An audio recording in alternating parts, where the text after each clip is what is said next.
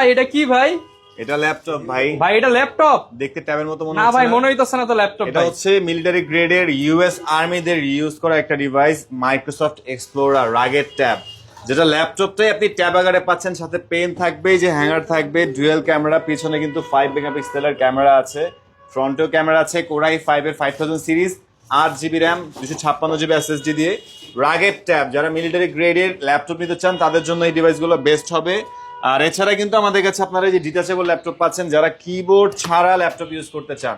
কিবোর্ডটা দেখেন পুরোটাই লেদার দিয়ে কোটেড করা, এটা হচ্ছে মাইক্রোসফট সারফেস প্রো।